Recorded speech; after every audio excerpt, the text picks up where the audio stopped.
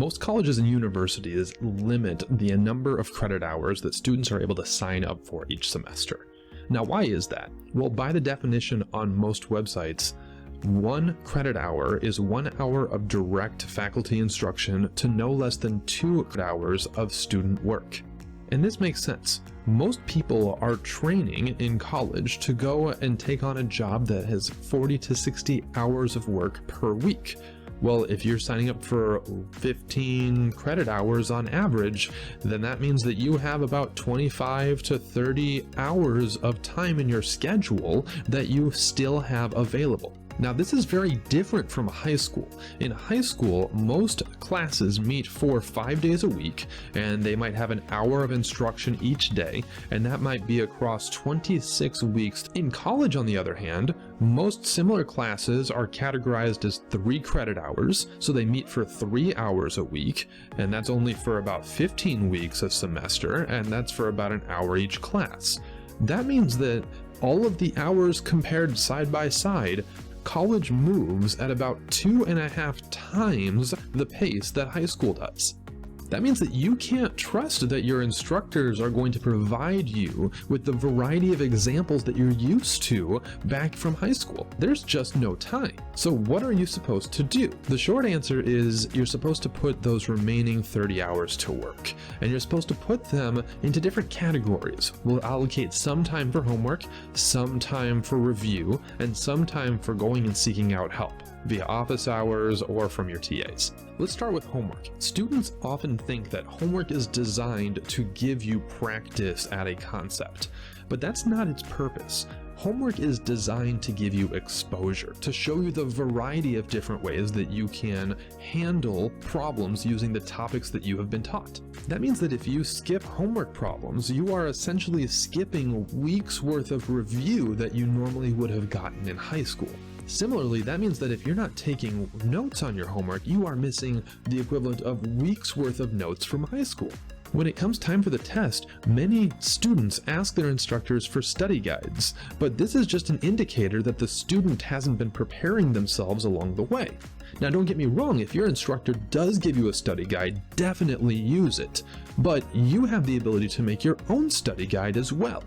As you do your homework problems each week, write down certain examples that you want to remember, that you think are important from the material, and explain to your future self how to do them in your own words. Then, when it comes time for the test, you can simply review all of these different solution guides that you have created, and you can make from them your own study guide. You want to be careful not to use too much time to do your homework. In truth, homework should take about as much time as you're in class, maybe a little more. So that means if you're in class for 3 hours a week in a 3 credit hour course, you want to be spending about 3 to maybe 4.5 hours a week completing your homework. If it's taking you longer than this, then you really want to go seek out help from office hours or from your TAs. So let's talk a little bit about office hours. Most students think that the instructors only know one way of presenting their material, the way that they present during lecture. But this could not be more incorrect. In fact, most students go beyond this to think that if they visited the TAs or the tutors, they would just hear the same thing that they already heard when they went to the lecture. Again, this is not correct. To be effective, an instructor needs to present in a way that reaches the most students possible in the limited amount of time that they have. So let's do an example. Imagine that an instructor had 100 students in their class, and they could present an example that reached 51 of them. So 51 students leave the class having a good understanding of the material. The instructor has done their job quite effectively. However, that means 49 different students are still confused.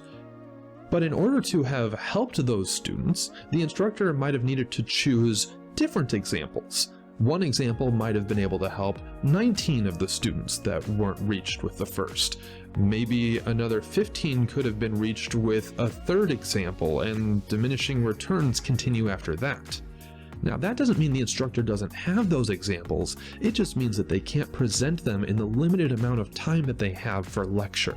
Office hours give you a chance for individualized attention, a chance for both the instructors and the TAs who have been trained in how to read and discuss these methods with students to help you figure out which method might be best for you, and give you a variety of different examples that apply to your specific major. Now, the best way to take advantage of office hours is to not wait until you are confused. Instead, choose one of the early weeks in the semester and make a note to go and introduce yourself to your instructor. This does a couple of different things. First, it breaks the seal, which prevents most students from visiting office hours at all. And that seal could be as simple as not knowing exactly where their office is, or just being intimidated by their presence. But by introducing yourself to the instructor, you get to know who they are on a personal level, and you get to realize that they are there for your support. This has the added benefit of the instructor getting to know your name and your face, which helps them to distinguish you from the crowd of students that they normally encounter every single day. And this can be very, very helpful in the long run, because at the end of the semester, when it comes time to submit final grades and it comes time to write letters of recommendation, it's very nice for you to know that your instructor knows who you are on a personal level and can help distinguish you from the variety of emails that they are receiving begging for a different grade than what shows up in the gradebook. Now, the best way to make sure that you are available during office hours is to schedule your study time in a way that aligns with your instructors or your TAs or your tutoring center's office hours. So make sure that you're being very diligent about how you divide up your week. And this brings me to the third recommendation: how to take full advantage of a schedule to help automate your review and study. Believe it or not, the science of forgetting has been studied quite extensively, and it's found some very interesting results. And 77% of what you learn is forgotten within the first week. In fact, 97% of what you learn is forgotten within a month. Now, this is troublesome for students who have a semester-long course because they have a final exam at the end that will likely test them on things from the very first day. But this gives us insight into how brains work. Brains are primarily forgetting machines. They are designed to help you forget. And this makes sense. Just think about how much you are observing at this moment. Sure, you're watching this video and hearing my voice, but there's definitely more occurring in your peripheral vision, and you're feeling the chair underneath you and the clothes on your body, and all of this is being accounted for by your brain and forgotten immediately. Otherwise, we'd just be overwhelmed every single moment. So in addition to learning material, it's critical that we schedule in time to review it. Now, the science of reviewing is also quite interesting. As it turns out, not only do you recall everything back up to 100% when you review things, but reviewing also causes the rate at which you forget to go down. This is why the best way to review material is by spacing out the repetition. The technique of spaced repetition is as easy as reviewing the material right after class, and then a day later, and then after 2 days of not reviewing, and then 4 days, 8 days, etc.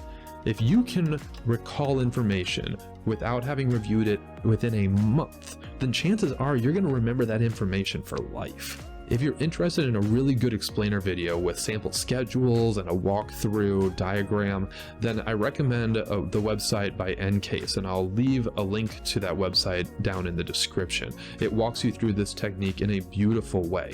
So now that we have all of the hours that college requires accounted for between our time in class, our office hours, our study time, and our review, it's about trying to make that process automated.